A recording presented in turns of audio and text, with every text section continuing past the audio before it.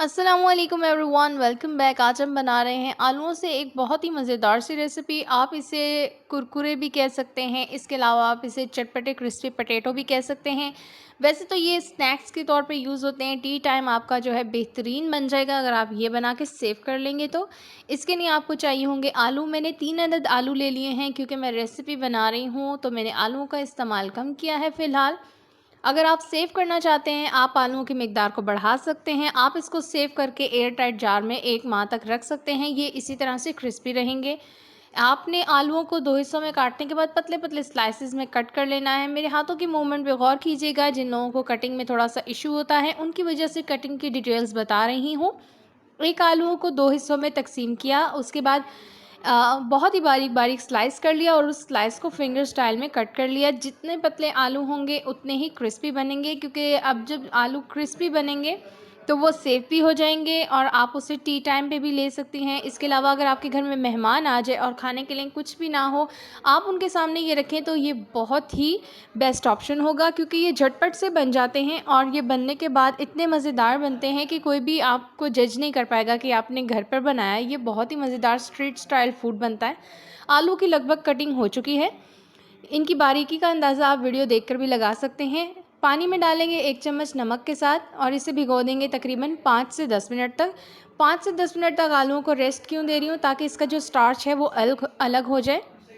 उससे क्या होगा, आलू को जो है काले नहीं पड़ेंगे। अब आपने एक छन्नी में छने हुए आलू ले लेने हैं और उसे डाल लेना है एक बाउल में। जिस बाउल में डालें उसका जो मुंह है खुला होना चाहिए, क्योंकि हमने इसको लगा लेना है मसाले। इन मसालों से ही इसका जायका दोबाला होता है। तो मसालों की मिकदार जो और जैसे जैसे मैं आपको बता रही हूँ वैसे ही सेम रेसिपी फॉलो कीजिएगा, बहुत ही टेस्टी बनेगी। ये आपको नज़र आ रहा होगा, ये है मैदा। तकरीबन 2 बड़े चम्मच के करीब मैदा है, क्योंकि मेरे आलू जो हैं तकरीबन 3 पाव के करीब हैं या आधा किलो के करीब मेरे आलू हैं। 2 बड़े चम्मच मैंने इसमें डाल दिया है बेसन। और ये है चावल का आटा। घर पे चावलों को पीस लिया था। 2 बड़े चम्मच के करीब चावल का आटा शामिल कर देंगे।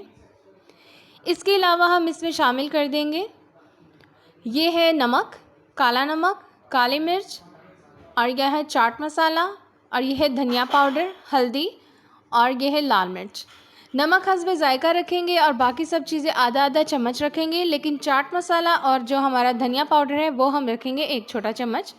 अच्छे से मिक्स कर लेंगे। मिक्स करने के बाद रेस्ट देने की ज़रूरत नहीं है, फ़ौरन से ही आप इसको क्या है फ्राई कर सकते हैं। फ्राई करने की एक टिप आप लेती जाइएगा।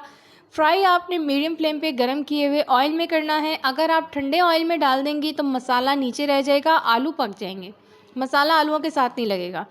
और अगर आप ज़्यादा गर्म कर देंगी तो सबका सब जल जाएगा, ब्लैक हो जाएंगे और आपकी रेसिपी जो है वो वेस्ट हो जाएगी।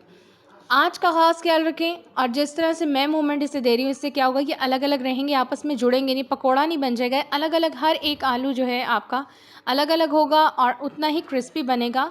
अगर आप मेरे चैनल पे न्यू है तो जल्दी से सब्सक्राइब करें। सब्सक्राइब के बाद छोटा सा बेल आइकन होता है, उसे प्रेस किया करें, ताकि जैसे ही मैं ऐसी न्यू मज़ेदार सी वीडियोस डालूं तो आप उसे देख सकें और ट्राई कर सकें। यहाँ पर लगभग मेरे आलू क्रिस्पी हो गए थे, मैंने निकाल लिए हैं। दूसरा अब मैं एक और बार डाल रही हूँ। सारे आलूओं को एक साथ ही मैंने फ्राई कर लेना है। अगर आप इसे सेव करना चाहते हैं तो आप इसे किसी भी एयर टाइट जार में रख कर सेव कर सकते हैं। ये बहुत ही क्रिस्पी, बहुत ही टेस्टी बनते हैं। मसालों से इसका जो टेस्ट है वो दोबाला हो जाता है। उम्मीद है कि आपको मेरी ये रेसिपी पसंद आई होगी। आप इस रेसिपी को ट्राई करें और मुझे कमेंट सेक्शन में ज़रूर बताइएगा कि आपकी कैसी बनी। Thanks for watching. अल्लाह हाफ़िज़।